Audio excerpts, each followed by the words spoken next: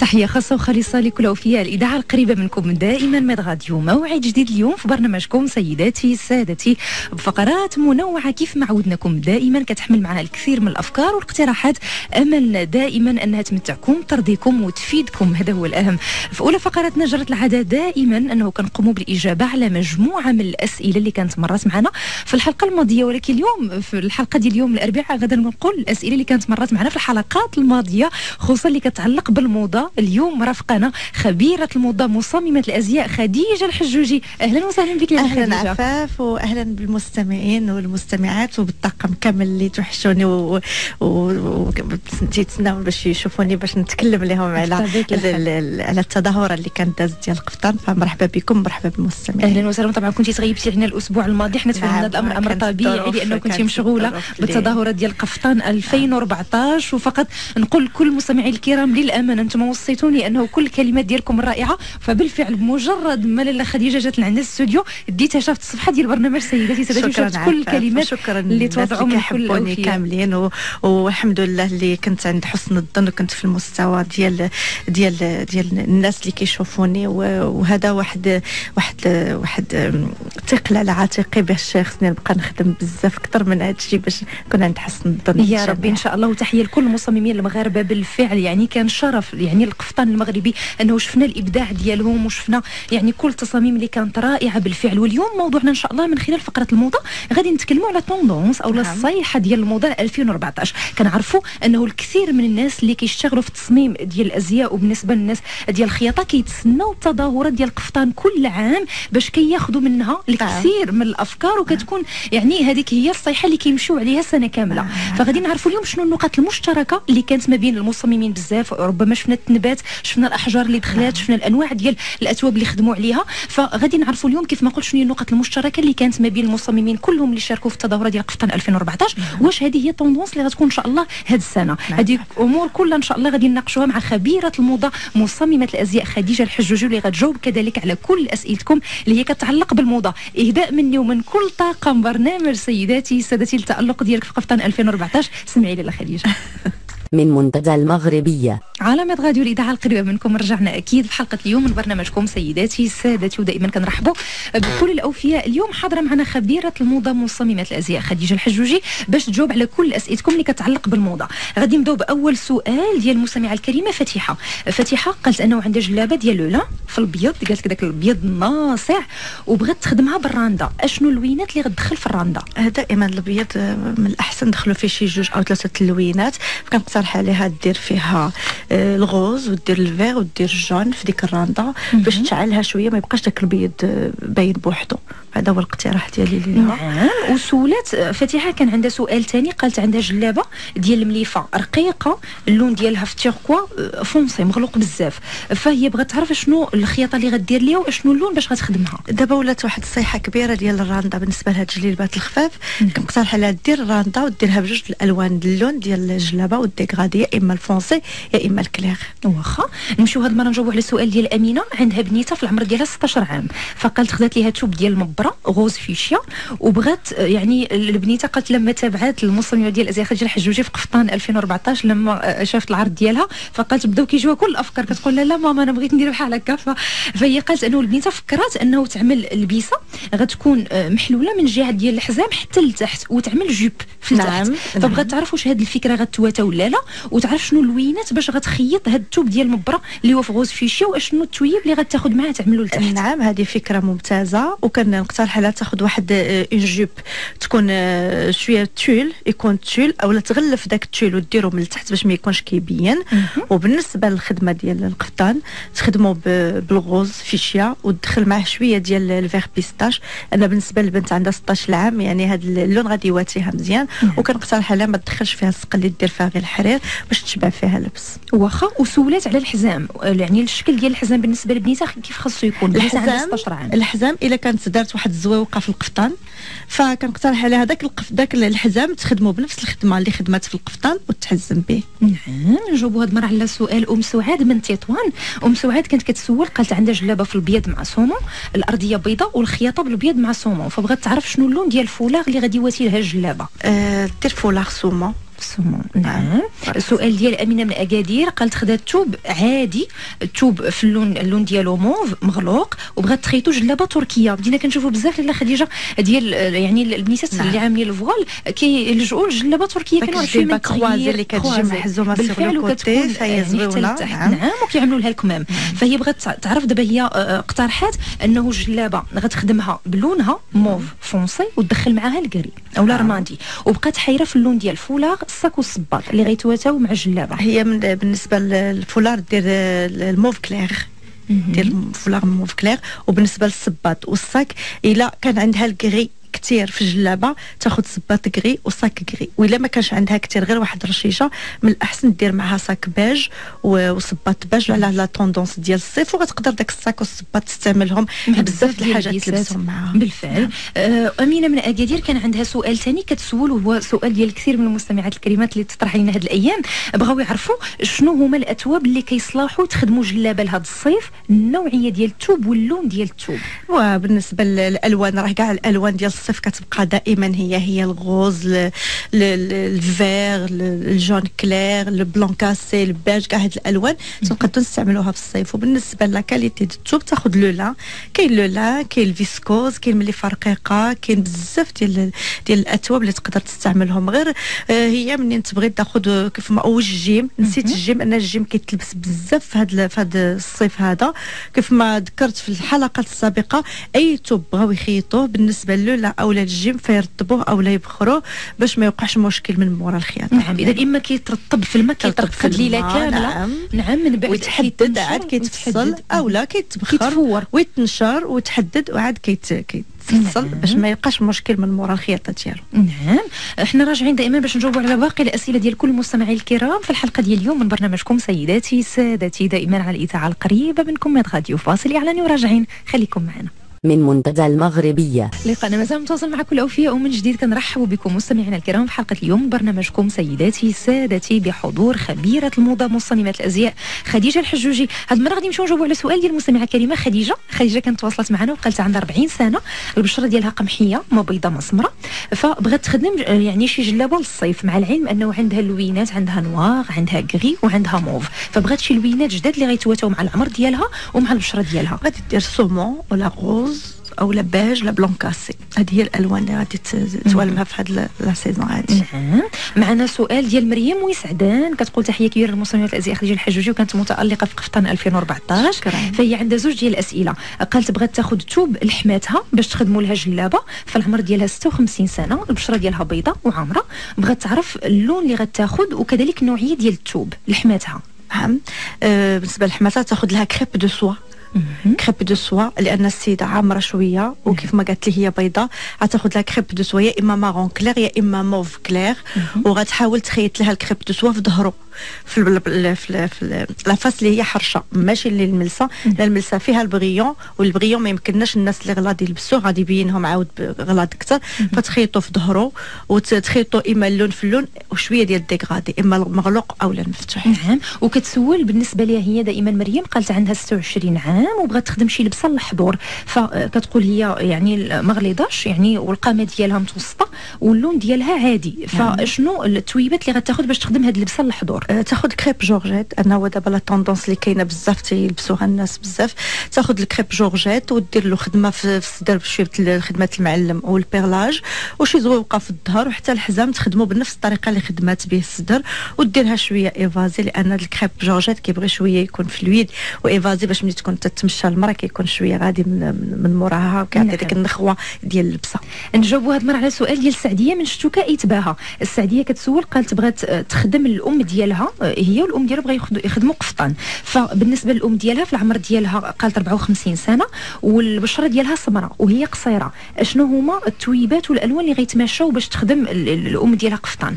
بالنسبه للام تاخذ البروكار دو سوا، بروكار دو سوا في الذهبي، وديروا الا بغات ديروا جوج بياس غادي تاخذ واحد لامي دو سوا ديرو من التحت، والا ما بغاتش غادي تخيط غير داك البروكار الذهبي وتخيطوا بواحد شويه ديال واحد الضفيره رقيقه بالسفيفه اولا بواحد الضفيره اللي هي بالصاري بسقل لي صاري وما تكثرش فيه الخدمه، لان البروكار ديجا كيكون من غرافي ولا كيكونوا فيه دوك لي زامبري ما كاينلاش نغطيوه بالخدمه. ودير له واحد الحزام مواتي، يا اما دير له حزام بلدي ولا دير له واحد الحزام تصوبو عند المعلم. نعم. وبالنسبه للسعديه كتسول، هي عندها 34 سنه وبغات كذلك تخدم قفطان، فهي كتقول اللون ديالها يعني ما سمراء ما بيضاء، اللون ديالها عادي والقامه ديالها متر 59. شنو هما التويبات اللي غيتماشاو معاها؟ نعم. بالنسبه للسعديه تاخذ كيف ما قلت يا اما كريب جورجيت، يا اما تاخذ الا كان غير بياسه وحده تاخذ واحد التوب اللي هو شويه واقف كيف ما قلت، يا اما بروكار، يا اما تاخذ واحد المليفه رقيقه، يا اما تاخذ الكريب دو سوا وتخيطوا في لافاس بريونت. انا الوقت اللي كنبغيو نديروا قفطان ولا شي حاجه كيخصنا نخيطوا الكريب دو سوا في لافاس بريونت وتخدموا بالوينات. الا خدات شي لون مغلوق دير ديغرادي، ولا خداته مفتوح دير غير هذاك اللون تغير معاه شويه ديال السقلي. نعم تبارك الله عليك مصممات الازياء خديجه الحجوجي. حنا مازال غادي نرجعوا لك في الحلقه ديال اليوم طبعا من خلال الفقره ديال الموضه، وكل المستمعين الكرام اللي غادي نتواصلوا معاهم مرحبا بكل اسئلتكم باش تجاوب عليها اليوم مصممات الازياء وخبيره الموضه خديجه الحجوجي. هذه المره غادي نمروا مباشره لفقره بريكولاج والعديد من الافكار والاقتراحات اللي كنتواصلوا بها يوميا من خلال صفحه برنامج سيداتي سادتي في موقع التواصل الاجتماعي فيسبوك. اول اقتراح معنا اليوم عند حنان كتقول انه الفصل ديال الشتاء والبرد راه مشى، فدابا بزاف ديال الناس كيبداو يفكروا انه الحوايج ولا الملابس ديال الشتاء كنخبيوهم في البلاكار، فهي كتنصحنا قبل ما كندخلوا الحوايج ديال الشتاء البلاكار كنعمروا واحد الصريرات ولا كموسات بالقرنفل بالورد بالخزامه وحتى الريحان وكنعملوهم وسط الحوايج. فكتقول هذه الطريقه يعني حتى كيوصل الموسم ديال الشتاء القادم وكنجبدوا الحوايج وما كنلقاوش فيهم ديك الرائحه اللي بعض المرات كيتشكاو منها بزاف ديال الناس، مثلا رائحه ديال الغموليه او لا واحد الحشرات اللي هما صغار كيتكونوا داخل الحوايج. فهي كتنصحنا نعملوا كيف ما قلت كموسات او لا صريرات صغار فيهم الخزامه فيهم الورد القرنفل وحتى الريحان، عاد كندخلوا الحوايج البلاكار. نصيحتي لكل السيدات بالنسبه للحوايج ديال الشتاء خصوصا الا كانوا الوينات مفتوحين بحال الابيض بحال الباج الالوان اللي كيبانوا فيهم طبايع او ليطاج، فما نحاولوش نرشوا هكذاك مباشره القرنفل ولا الخزامه او لا الريحان لانهم كيطلقوا في الحوايج، ولما كتجيو تجبدوهم مره اخرى من البلاكار غالبا ما كتلقاو دي طاش اللي هما صفرين وكتبداو تشكاو كيفاش غنحيدوهم. فضروري من الاحسن هاد القرنفل والخزامه ولا الريحان او لا الورد كنعملوهم في واحد الطرف ديال الثوب على شكل كموسه ولا صريره، عاد كنوضعوهم وسط الحوايج.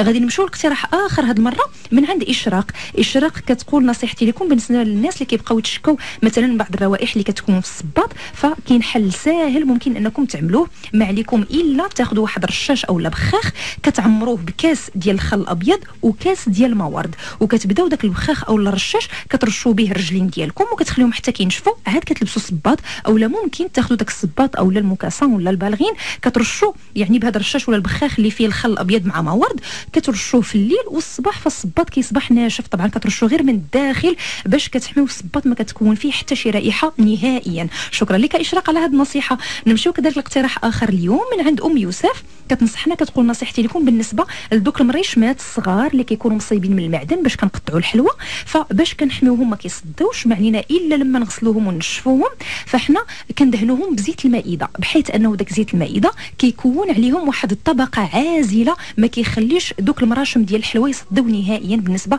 للمريشمات ديال الحلوى اللي هما مصنوعين من المعدن. نفس الاقتراح توصلنا به من عند اسماء ماضي، غير اسماء كتنصحنا عوض من نستعملوا زيت المائده ممكن نستعملوا حتى الزيت البلديه او زيت العود، فكذلك كيكون واحد الطبقه عازله على اي حاجه عندنا في الكوزينه ديال المعدن وخفنا انها تصدى.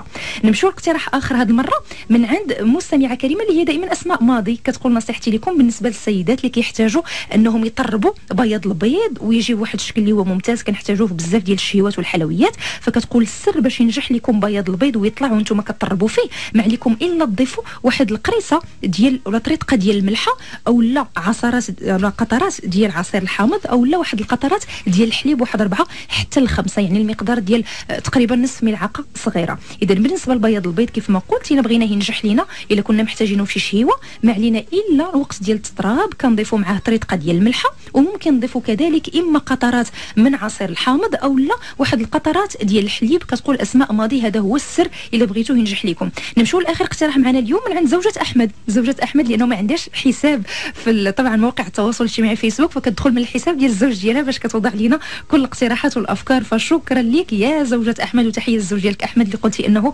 كيشجعك دائما على هذه المساله باش تفيدي كل الناس باقتراحاتك. فهي كتنصحنا كتقول نصيحتي لكم فيما يخص العجينه ديال البيتزا باش كتجيكم مزيانه، فضروري كتضيفوا في العجينه 2 ديال المعالق كبار ديال الحليب غبره. فكتقول هذه هي طريقتي انا باش كتنجح ليا العجينه ديال البيتزا. لما كتكون كتعجنها كتضيف 2 معالق كبار ديال الحليب غبره للعجينه ديال البيتزا باش كتجي هائله. شكرا لكل المستمعات الكريمات اللي دائما كيتقاسموا وكيتشاركوا معنا كل افكارهم وكل اقتراحاتهم، ومرحبا بكل اسئلتكم في الحلقه ديال اليوم. الاسئله ديالكم اللي كتعلق بالموضه ولا اي اسئله اخرى ان شاء الله حنا غادي نجاوبوا عليها. ارقامنا هي 0522 46 72 50 51 او 52 او 05 22 43 0009. ما تنساوش كذلك تواصلوا معنا عن طريق رقم 5080 في اول SMS او الرساله اللي غادي نتبعتوا بها. ما تنساوش تكتبوا كلمه ماد مرفوقه بالفكره او الاقتراح او السؤال اللي عندكم للرقم 5080، وثمن SMS هو 6 درهم مع احتساب الرسوم. قبل ما غادي نتواصلوا مع كل المستمعين الكرام غادي نبقاو لحظه مع ثاني اختياراتنا الغنائيه في حلقه اليوم الجديد، الفنان المغربي بدر سلطان امتثالا لهم من منتدى المغربية. اللقاء متواصل مع كل أوفياء في حلقة اليوم من برنامج سيداتي سادتي، ومرحبا بكل تساؤلاتكم. أرقام تواصل معنا كيف ما عودناكم دائما راه الإشارة 05 22 46 72 50 51 أو 52 أو 05 22 43 0009. ما تنساوش كذلك عن طريق رقم 5080 إلا كتبتوا كلمة ماد مرفوقة بسؤالكم للرقم 5080، وعلاش لا حتى باقتراحاتكم وأفكاركم تفيدونا بها في الحلقة ديال اليوم. غادي نتواصلوا مع أول مستمعة كريمة عزيزة معنا على الخط من الداخله. اهلا وسهلا بك عزيزه. اهلا عفاف، مرحبا بك. كي دايره اختي؟ لاباس عليك؟ الحمد لله عزيزه، مرحبا بالناس ديال الداخله. تحيه لربي يخليك حبيبه، تحيه لك وتحيه الاخت خديجه الحجوجي. ربي يخليك. مرحبا غادي بارك الله فيك اختي. بغيت عندي واحد التوب راه كنت قلت لكم كنت الجواب وربما ما كاينش الوقت ولا. اشنو هو التوب؟ اشنو النوع؟ مليفه غوز بارد جاي الصوم وبارد بزاف. اييه، مع العلم انني عامره طويله وعامره وبغيت النوعيه ديال الخياطه والصاله والفولار والصباط. نعم، هو لون واحد عزيزه ما فيه حتى شي لون اخر. مليفه دوسوا اميره. اييه واخا، هي طايحه. نعم، وبارد بزاف غوز بارد جاي الصومو. بغيتي تخيطي جلابه زوينه. جلابه عزيزه والصباط والفولار اختي. واخا شي خياطه اللي ما تبينش الفورمه. واخا نجاوبوك ان شاء الله عزيزه. شكرا لك كنتي معنا من الداخله. بارك الله. العفو، شكرا لك. اذا باش غادي نقدروا نجاوبوها بالنسبه لعزيزه لاله خديجه. نعم، بالنسبه لعزيزه التوب اللي عندها قالت لي غوز مايل السومو والغوز. فبالنسبه لنوعيه الخياطه يا اما ديروا بالراندا يا اما ديروا بالنص الجزائري بعقيده تهابط حتى لتحت. وبالنسبه للصاله يا اما دير ليه الخراط في الجناب يا اما ديرها ايفازي لانها هي شويه عامره باش ما تبانش معزوله في داك الجلابه. وبالنسبه للساك والصباط فتاخذهم من الاحسن تاخذهم بيج او بلون كاسي. وبالنسبه للفولار تاخذوا اللون ديال الجلابه. اللون ديال الجلابه. نعم. والخياطه دير اللون ديال الجلابه والديكغادي ديالها يا اما المغلوق يا اما المفتوح. نعم، توصلوا هاد المره من بعد عزيزه من الداخله. لبنى من اكادير، اهلا وسهلا بك لبنى. السلام عليكم. وعليكم السلام ورحمه الله. كي دايرين؟ لاباس عليكم؟ الحمد لله لبنى. مرحبا. دايره مدام حجوجي؟ تبارك الله عليها. الله يبارك فيك يا تبارك الله عليها. في قسطان 2014 كانت رائعه. ربي يخليك يا لاله. شكرا. الله يخليك مدام حجوجي، بغيت نسقسيها على واحد جوج تويبات عندي. عندي واحد تويب خفيف الباج. داك الباج ماشي اللون ديال قهوه وحليب، ذهبي. ماشي ماشي دبي بحال كريم. بغيت خفيف وفيه ريضات منه فيه. وبغيت نديرو جليل باب الراندا. واش ندير له غير الديكرادي ديالو ولا ندخل فيه حداجه؟ عندي واحد جلابه اخرى فيها الماغون الباج بالحق بالخياطه ماشي بالراندا. نعم، الزويقات اللي فيه منه فيه ولا في شي لوين اخر؟ لا منه فيه لون واحد. نعم. نعم. نجاوبك. وعندي واحد تويب اخر ديال فيه هو كامل مخلط فيه سقلي. فيه سقلي وماشي صفر، بيض وفيه شعيطات ديال الكحل والكغي. داك السقلي الكغي اللي ماشي الكغي، داك الكغي هذا. هو كامل معانا. والثوب ثوب خفيف ديال لا موسلين؟ لا ماشي موسلين. هذا ما غاديش يكون حرير الدوده؟ لا ماشي حرير الدوده، لا ماشي حرير الدوده. نعم. بغيت نعت لك في واحد الكتاب ممكن. ماشي مشكل. انا بالنسبه للثوب انا عرفته وعرفت الشكل ديالو وعرفت التقليل اللي هو فيه، غير هو شنو بغيتي ديريه؟ بغيت نديرو لبسه. اييه. هو فيه الكغي غالب، داك الذهبي الكغي، وبغيت نديرو لبسه، وكنقول واش نديرو هو من التحت وندير له من الفوق هذا الثوب يكون كيبين، وهذاك نديرو من التحت باش ما يجينيش ترو شارجي، ما يجيش ترو شارجي. فوالا حيت هو مشارجي، زعما نضرق بهذاك هذا كيبين من التحت، اولا نديرو هو جيب وندير من الفوق سامبل. ما عرفتش كيفاش. نعم انا نجاوبك. لا انا غادي نجاوبك. يعطيك الصحه حسك. شكرا لك لبنى من اكادير. طيب بالنسبه ليها اول توب اللي كانت سولات عليه، داك التوب قالت خفيف وتقريبا اللون ديالو عامل بحال الكريم وفيه وريدات منه يعني بنفس اللون، بغات تخدمو جلابه فسولات على يعني واش تخدمو بالراندا وشنو اللوينات اللي غدير. نعم تخدمو، بغات بالراندا كيف ما قلت لك، راه الصيحه اللي كاينه هاد السنه هذه اكثريه الراندا اللي فيها ديك طريزه اولا الراندا عاديه اولا داك يعني داك اللي كنديروا عينو حاجب في الكميمات وفي القب وفي هذا. كنقترح عليها ديرها بالراندا وتدخل فيها ما قالت لك هي عندها بيج كلير، نديروا فيها شويه الماغون، دخلوا فيها شويه الماغون باش نخرجوا هذيك الجلابه وتخدمها بالراندا بصحه وراحه. اما بالنسبه للسيده اللي قالت لك عندها هذاك الثوب اللي فيه سقلي وفيه وجهها ترو شارجي، فكنقترح عليها ديروا بدعيه من التحت وتاخذ ان كريب دو سوا وديروا من الفوق وتخدموا بنفس الالوان اللي كاينين في القفطان التحتاني، وتحاول تهبط الخياطه لان داك الثوب التحتاني راه كيبين كيف ما قالت لي بحال لا موسلين كيبين، تهبط شويه الخياطه وتخليه كيبان غير شويه من الكمام ومن الجلايل. نعم. نتواصلوا هذه المره مع زينب على الخط من مدينه مراكش. اهلا وسهلا بك زينب. السلام عليكم اختي عفاف. وعليكم السلام ورحمه الله. زينب لاباس بخير؟ الحمد لله. الحمد لله. كي دايره اخت خديجه؟ لاباس الله ربي يخليك. الحمد لله. عندي واحد 3 تواب راه لونسيتهم نيت في الصفحه. واحد ديال الصاري وواحد الساتان وواحد مليفه. صاري الساتان الا شفتوهم ممكن تعطينا غير من الخياطه واخا قولي لنا الالوان حيت ما شفناهمش في الصفحه. قولي لنا الصاري شنو اللون ديالو واش شحال الميتراج ديالو والعرض. ما تعرفينش. طيب ان شاء الله زينب انت يلاه وضعتي اللوينات ديال الاتواب، واخا حنا ان شاء الله مباشره من بعد نهايه ديال البرنامج هكذا كنعملوا العاده مع كل الضيوف ديالنا لما كنساليو البرنامج فمباشره كنمشيو للصفحه باش كنتواصلوا معكم وكنجاوبوا على كل الاسئله ديالكم ان شاء الله. فنمشيو نتواصلوا مع امينه هذه المره من مدينه سطات. اهلا وسهلا بك امينه. امينه مازال معنا؟ نتواصلوا مع كوثر على الخط من مدينه الدار البيضاء. اهلا وسهلا بك كوثر. الو السلام عليكم. وعليكم السلام ورحمه الله. عافاك بغيت نسول مدام حجوجي على واحد السؤال عندي. نعم.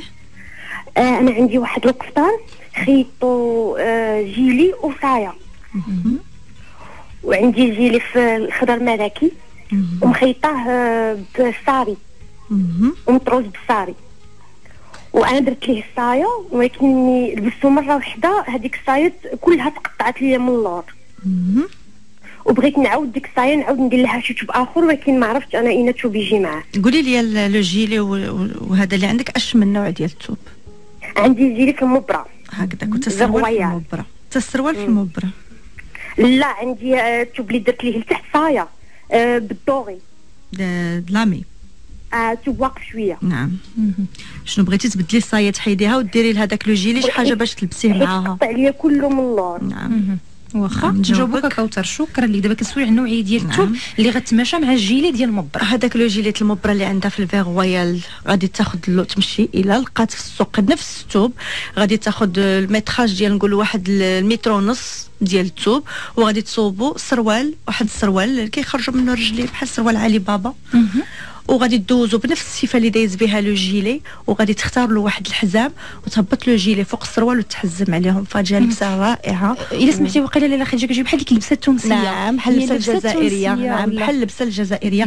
انا ملي كنديروا داك الجيلي وداك يعني كنميلوا شويه للشرق داك اللباس ديال وجاده وداك اللباس ديال الجزائر. فكنقترح عليها باش ما تضيعش في هذه الفيستا تاخذ لها ثوب وتخيطوا السروال ودير له حزام فغتجي لبسه رائعه. واخا نتواصلوا مع باقي المستمعين الكرام. معنا خديجه هذه المره من الصويره.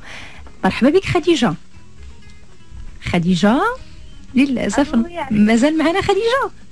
وانا كنسمعك. اهلا وسهلا مرحبا بك، تفضلي شنو هو السؤال ديالك؟ بغيت نسول الاخت خديجه، انا عندي الثوب بارد مليفه باللون بلو مهري. وبغيت نعرف اين لون غادي ندخل معاه واين درة غادي ندير ليه. واش انا عمري 19 عام. والعمر ديالك 19 عام قلتي لي؟ انا بغيت واش نعرف ندير ليه الشان ولا دوك الديره تاع الحرير. اييه نعم نجاوبك. نعم شكرا لك خديجه، تواصلتي معنا من صغيره في العمر ديالها 19 سنه. خديجه هذيك الجليبه ديالها المليفه اللي في البلونوي قالت لي في هذا غادي تدخل معها اما البيض يا اما الغوز فيشيه. بالنسبه لاج ديالها هاد الالوان يقدروا يواتيوها يجوا معها الا دخلاتهم مع البلو. وداك اللوينات بزوج تدخل يا اما البيض يا اما الغوز فيشيه واحد فيهم. نعم. وبالنسبه للفولار او لا الشال هي اي حاجه بغات ديرها غتاخذ في هاد اللوينات بجوج. اللوين باش خدمات واللوين البلوغوا فغادي يواتيوها مع وجهها وغادي تجي مزيان. تواصلوا مع بديعه معنا على الخط هذه المره من مدينه الدار البيضاء. اهلا وسهلا بك بديعه. السلام عليكم. دايرين الحمد لله بديعه. تبارك الله على مدام حلوجي. الله يبارك فيك. 2014 جارفال. ميرسي بوكو لاله الله يبارك فيك. هذاك الله يطول عمرك. بغيت نسولك كيف غير كونسيرن عندي واحد شويه ديال الشفكه نوار. نعم دونتير. وديجا النتيجه انا ولجبت بنتها نفس الثوب، هي بنتها ديرو نوار في نوار وانا ما عرفتش شنو اكزاكتومون غندير له. الشبكه قولي لي لا منبته فيها شي حجار او لا عاديه؟ لا مش الشبكه منبته ما عرفتش بحال لي بايت في النوار. وفيها الفيستون، فيها واحد شينيفات فيها الفيستون في الجناب. فيها شبيكه بالجنب فيها. نعم يعني يمكن لا سمعتها هذا الشيء لو الثقه تاعي جماعه غير بطراسن ولا ما عرفتش باش لقات لي. وانا بغيت ندير شي حاجه باغي عليها ما كيمكنش تبدل من غير الكحل. تقدري تختاري اي لون. شحال في عمرك لاله؟ 40 عامره شويه. ماشي مشكل لاله تختاري شنو ندير مع الكونفول. نعم واخا لاله انا نجاوبك. بالنسبه لهاد الشبكه غادي تاخدي الشبكه ديالك وغتمشي عند السيد اللي كيبيع الاثواب ديال القفاطن، غتاخدي ليها ان كريب دو سوا يكون طايح وغادي تشوفي اي لون جا مع الكحل. غتحطي تحطي تتشوفي اللون اللي يجلبك، اللون اللي غادي يواتيك وغادي تاخديه اي لون. انا عندك 40 عام تقدري تلبسي اي لون ماشي مشكل، غوز اورانج بلون كاسي اي لون جاك مع داك الشبكه كحله وغادي تخدميها. تخدمي القفطان التحتاني كيف ما خديتي اي لون غادي تدخلي فيه ضروري الاسود. اذا باش غادي يجي مواتي مع الشبكه الفوقانيه وبالنسبه للشبكه ما كاين لاش تخيطيها ولا لان ديجا لا كان فيها الفيستون. فالفيستون كناخذوه اما كنجمعوه ولا كنخليو داك الفوقاني محلول واللي كنتمتعوا به هو القفطان التحتاني بالخصوص. دوك التشينيفات اللي كيكونوا في التشينيفات هما اللي كيعطيو القيمه للشبكه. هما اللي كيعطيو القيمه للشبكه كيبقاو. واخا نمشيو هاد المره معنا خديجه من تيزنيت. اليوم كثيره معنا الاسم ديال خديجه حاضر اليوم. اهلا وسهلا بك خديجه. اهلا استاذه عفاف لاباس عليك؟ الحمد لله. شكرا على البرنامج ديالك. مرحبا بالناس ديال تيزنيت خديجه. شكرا للضيفه ديالك السيده المصممه خديجه. شكرا لا مرحبا بك. اختي عندي جوج الاسئله الله يخليك. عندي واحد التويب ديال الحرير ما عرفتش لونه ما بين الصفر وكريمي ما عرفتش ديال العمره. نعم يكون شامبان كلها شامبان وفيها كدي بوند، في دي بوند وفيه وريضات من نفس اللون. وبغيت نديرو قفيطين. اييه. وبغيت نديرو قفيطين براندو وبغيت نعرف شنو الالوان اللي ندخل فيه. نعم نجاوبك على والسؤال الثاني الله يخليك. دابا انا خدمت قفطان لون واحد خدمته بالصم الابيض. اييه. ومني خدمته ما عرفتش جاني بحال شويه ما عرفتش العين جاني بحال عروبي شويه. شنو هو اللون ديالو القفطان؟ هو كحل وخدمته بالصم ابيض، عينه عقده لتحت. ما درتي فيه لا زواقه لا والو؟ لا غير السيفات لتحت بالصم. عينه عقده لتحت. والنوع ديال الثوب شنو هو؟ بحال الساتا. بحال الساتا. نعم الساتا وكيتوز ورقات من لونه ملف. نعم واخا نجاوبوك يا خديجه. شكرا لك كنتي معنا من تيزنيت. نجاوبوها بخصوص الثوب الاول الا سمحتي خديجه. بالنسبه للثوب الاول اللي عند هذا الحرير قالت لي عنده داك اللون شامبان وهذا بغات تخدمو براندا فكنصحها ما تخرجش على داك اللون، دير نفس اللون في القفطان التحتاني انا هذا اللون شويه صعيب، واي لون حطينا معاه يقدر ما يواتيوش، وتقدر تولي من بعد ما تخيط اللبسه وداك الشيء ما تعجبهاش. اذا نبقاو في اللون تشري له القفطان ديالو اللون في اللون وتخدموا بالراندا بالطريقه اللي بغات هي. وفي الراندا ديري اما ديغادي الكلير ولا الفونسي، اولا تدخل شويه ديال السقلي صاري مادام تلبسها وغادي تحضر بها. وبالنسبه للقفطان الثاني اللي قالت لي خدماته كله صم بالكحل، فكنقترح عليها تزيد واحد شويه ديال البيغلاج، شويه ديال خدمه المعلم في الجوايه بجوج البيغلاج، وداك البيغلاج ما ديروش بيض، تحاول ديرو غوز فيشيا ولا دير جون ولا دير شي لون اللي غادي يخرج داك الكحل في الجهه ديال الصدر، في الجهه ديال الصدر، في هاد الجويه اللي هما باقيين خاويين، انا ما دارت لا زواقه لا والو. وتجي الحزام تا هو تخدموا بنفس الطريقه ديال البيغلاج، فكنظن غادي تبدل الشكل ديالو. نعم، حنا راجعين دائما باش نجاوبوا على باقي التساؤلات ديال كل المستمعين الكرام في الحلقه ديال اليوم ضمن برنامج سيداتي سادتي، اكيد على الاذاعه القريبه منكم دائما ماد راديو. فاصل اعلاني وراجعين، بقوا معنا.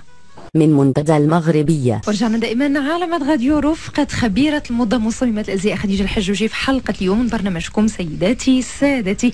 غادي نمشيو كذلك باش نجاوبوا على الكثير من الاسئله ديال المستمعين الكرام اللي كتوصلنا عن طريق رقم 5080، هو الرقم اللي كتواصلوا معنا دائما من خلاله طبعا عبر رسائل الاس ام اس. معنا اس ام اس من عند سناء من اكادير كتقول مشكوره لاله خديجه الا عطيتيني القياس ديال لاطاي اللي كتكون ستوندار، الا كان ممكن كتكون بين شحال وشحال. نعم، بالنسبه لاطاي ستوندار يا اما من 38 40 حتى ل 42، يعني السيده اللي غتلبس 38 تقدر تلبس لنا 40، تقدر تلبس لنا حتى 42. اذا ما بين 38 حتى ل 42. غير هو بغيت نفسر واحد القضيه ديال لي طاي اللي الناس اللي كيفصلوا باغ طاي، فراه عندنا لا طاي باغ اكزومبل لا طاي 36 راه عندنا فيها ا و بي و سي، يعني كتكون 36 ضيقه شويه في ا، بي شويه، و سي كتكون شويه وافيه. ديك السي الوافيه تقدر تلبسها لنا مولات 38 وتقدر تلبسها لنا مولات 40. عندنا كل طاي عندنا فيها ا بي سي. الوقت اللي كنبغيو نفصلوا، يعني الا جاتك عندك واحد السيده مثلا ولا هضرت معاك غير في التليفون وقالت لك انا كنلبس لا طاي، ولي طاي عندنا فيهم لي طاي ديال فرنسا وعندنا فيهم لي طاي ديال ايطاليا.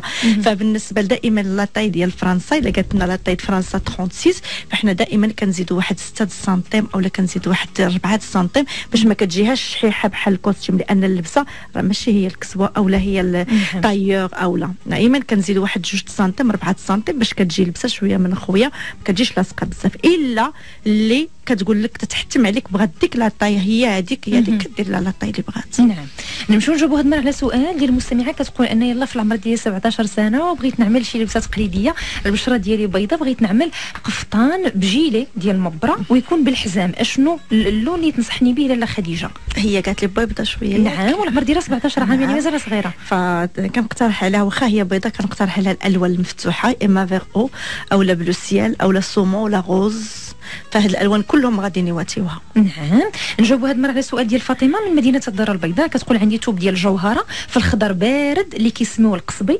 وبغيت نعرف شنو نقدر ندير بهذا التوب لانه كيعجبني بزاف اللباس التقليدي، وبغيت نعرف يعني بغيت شي لمسه اللي تكون تقليديه عصريه، واش يقدر يجيني جلابه تركيه؟ توب ديال الجوهره ما كنظنش جلابه تركيه كتحتاج شويه، لان دائما كنبغيو نديروا واحد اللبسه كروازي كنحتاجوا التوب يكون زايد وافي. مثلا غير اون فيست الا بغينا نديروها عاديه كتهز لنا واحد 1.80 متر، ولا بغينا نديرها كروازي فكتهز لنا واحد 2.40 متر، هي اقل.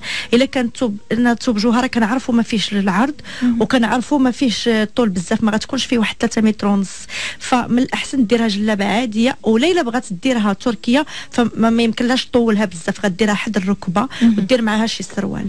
هذا هي النصيحه ديالي. نمشيو مباشره معاك خبيره الموضه خديجه الحجوجي طبعا من خلال فقره الموضه اليوم باش نتكلموا بالفعل على التظاهره ديال قفطان 2014، وحنا غنتكلموا على الصيحه ديال الموضه انطلاقا من يعني التظاهره ديال قفطان 2014 اللي كنتي طبعا شاركتي فيه. فانا لما لاحظت يعني مجمل العروض اللي كانت ديال المصممين المغاربه كانت واحد النقاط اللي مشتركه بيناتكم، بحال التنبات مثلا والحجر، يعني كان حاضر في اغلب اللبسات اللي حنا شفناها في العروض اللي دازت. واش غيكون هو طوندونس هو الموضه ديال هذا الموسم؟ نعم، هو احنا خدمنا في قفطان 2014 خدمنا على لي تيم، عطاونا لي تيم الامبراطوريات اللي حكموا العالم في واحد في واحد الحقبه معينه.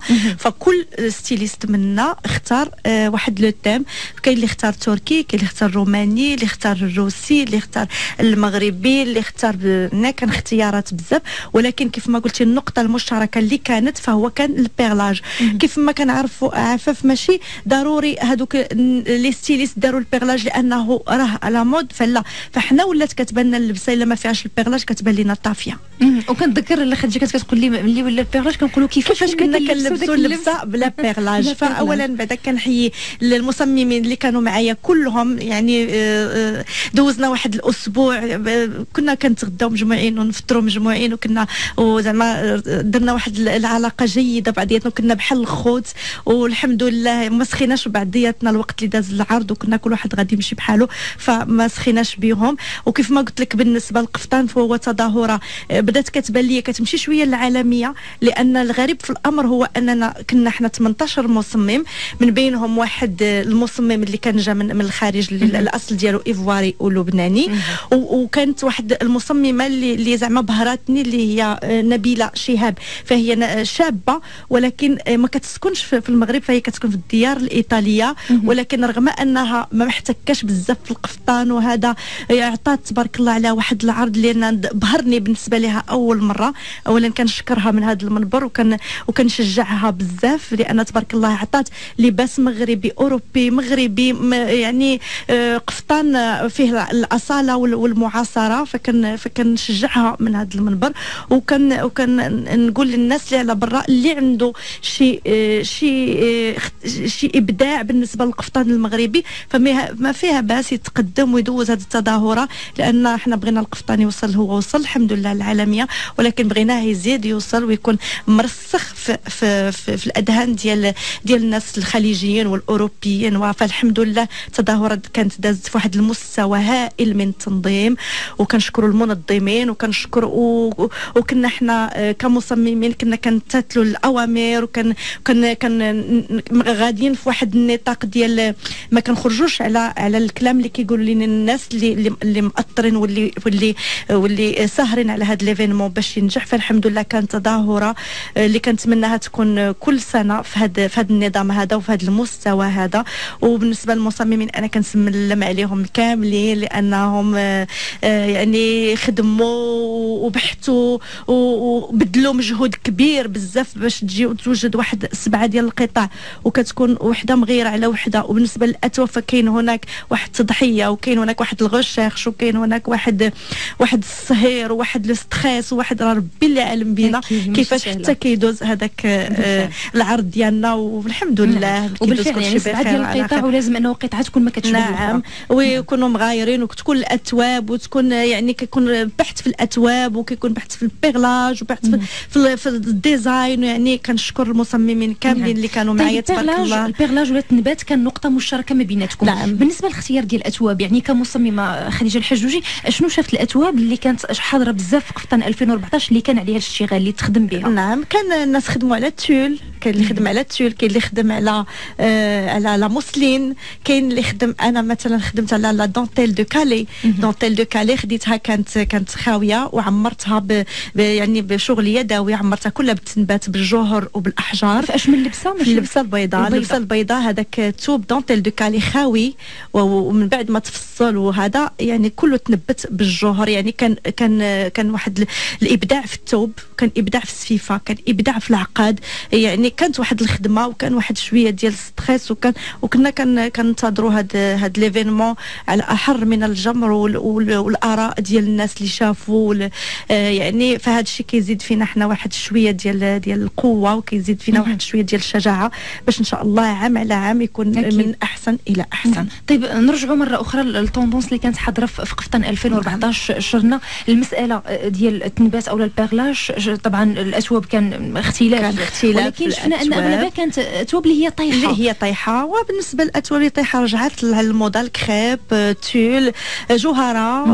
واحد المصممه معنا احسان كنسلم عليها من هذا المنبر، خدمات غير بجوهره، فجوهره عاود حياتها ودارت لها واحد القيمه ودارت البيغلاج ودارت يعني كان واحد الاختلاف بالنسبه للاثواب. كل واحد خدا الاثواب اللي غادي يخدم فيهم واللي غادي تصدق ليه الخدمه فيهم. اكيد. شكرا لك خبيره الموضه مصممه الازياء خديجه الحجوجي. ان شاء الله موعد جديد عندنا معك الاسبوع المقبل. الله يخلينا على خير. شكرا ان شاء الله. شكرا الطاقم التقني والمستمعين والمستمعات. احنا وصلنا لختام حلقه اليوم من برنامجكم سيداتي سادتي. ان شاء الله موعد جديد غادي يجمعنا معكم الاوفياء في الحلقه ديال غدا. لكم اطيب ورق تحيه من عفاف ماجد، كانت معكم في الاعداد والتقديم ومجدولين على الادريسي اللي رافقتني في الاخراج. شهيه طيبه، الى اللقاء. من منتدى المغربيه.